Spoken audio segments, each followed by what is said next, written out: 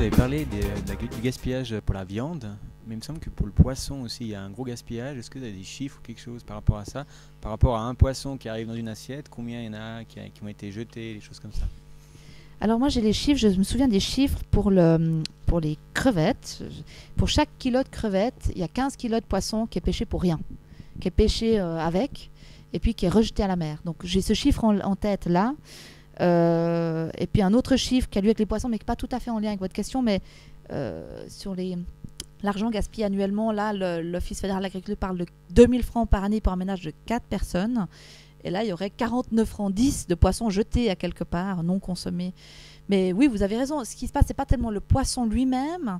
Bon, on l'arrête et tout ça, on aura bien compris. Mais c'est toutes les pêches annexes qui vont avec. Bon, il faut savoir que maintenant, et entre autres le VVF, fait beaucoup de travail pour avoir une pêche durable, pour limiter ces pêches annexes au maximum.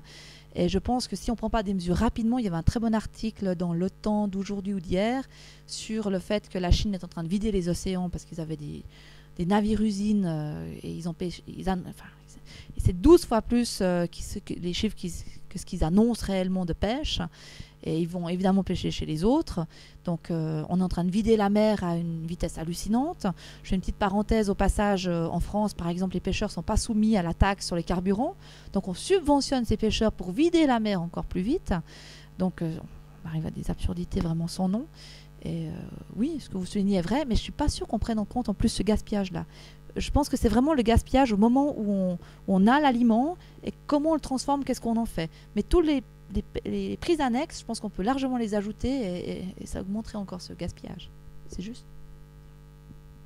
Mais juste une petite précision, parce que c'est la deuxième part du gâteau la plus importante après les ménages, je reviens à mon graphique du début, c'était la transformation. Mais donc les épluchures de pommes de terre, c'est considéré comme un déchet comme un gaspillage, parce que quelque part il faut les éplucher quand même, les pommes de terre, le poisson, il faut aussi le parer. C'est comptabilisé dans le gaspillage, ce genre de... Là, c'est compté dans la transformation, 18% selon l'Office fédéral de l'agriculture. Oui, c'est compté comme une part de déchets, sachant que parfois on enlève plus que ce qu'on pourrait enlever. Il y a le très bon exemple du brocoli du VVF où en fait on enlève toujours le pied alors que le pied est tout à fait mangeable. Et puis encore une fois, dans les animaux, on enlève les abats, mais voilà, c'est pas les épluchures de l'animal, les abats, c'est des choses qui pourraient être recyclées. Alors il se trouve que les épluchures elles-mêmes, en effet, c'est pas mangeable. Par contre, ça peut très bien être valorisé au niveau des animaux. Ouais. Juste une petite anecdote encore, il y a un moment donné où le CHUV envoyait ses restes dans des porcheries, jusqu'au jour où on s'est aperçu que certains malades mettaient les médicaments discrètement dans la nourriture parce qu'ils ne voulaient pas les prendre, puis que le cochon, il était un petit peu, voilà, il été un peu dopé à certaines substances. Et puis malheureusement, ils ont dû, le CHUV était une des premières institutions qui a dû interdire et puis brûler sa nourriture, et ça c'était vraiment une bêtise. Mais enfin voilà, et puis l'autre problème, c'est quand ils mettaient ces restes alimentaires dans les biogaz. Vous savez que dans le biogaz, il y a des bactéries pour pouvoir faire la fermentation. Et puis quand des gens mettent des antibiotiques dans la nourriture, ça tue les bactéries. Donc le biogaz, ça arrêtait parce qu'il y avait trop. Alors je ne sais pas s'il faut éduquer le malade pour lui dire cachez vos pilules ailleurs. Mettez-les pas non plus dans les toilettes, c'est pas beaucoup plus intelligent, mais enfin voilà. Et ça peut être des problèmes. La solution n'est pas évidente tout de suite, quand même. Oui, vous avez parlé d'une piste de travail qui est les accords de branche. Et en même temps, c'est multisectoriel, si j'ai bien compris, puisqu'il y a aussi les responsables des déchets. Est-ce que là-dessus, vous avancez? Enfin, il y a des choses qui se mettent en place. Alors, c'était une espèce d'hypothèse de travail qu'on s'est fixée.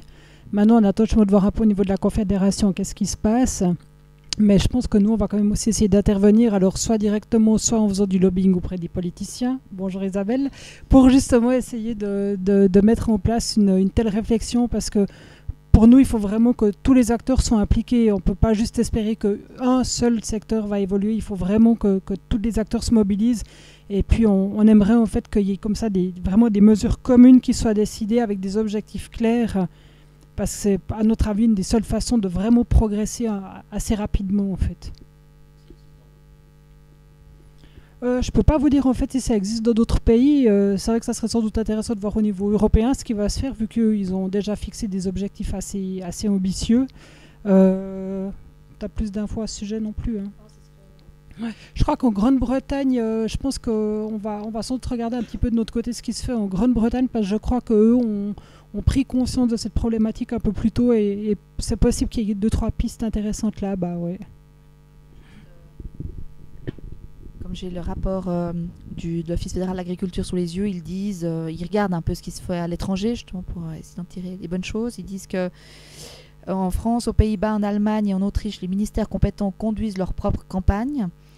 Et puis que des initiatives privées ont également vu le jour dans les pays européens. Au Royaume-Uni, l'organisation non gouvernementale WRAP, qui dispose du soutien de l'État, s'efforce de sensibiliser les consommateurs, et la Sustainable Restaurant Association travaille avec des entreprises de restauration, par exemple. Donc l'Office, ce qui est bien, c'est qu'ils sont en train de justement faire la revue de tout ce qui se passe un petit peu ailleurs pour essayer de s'en inspirer s'il y a des bonnes choses qui se font.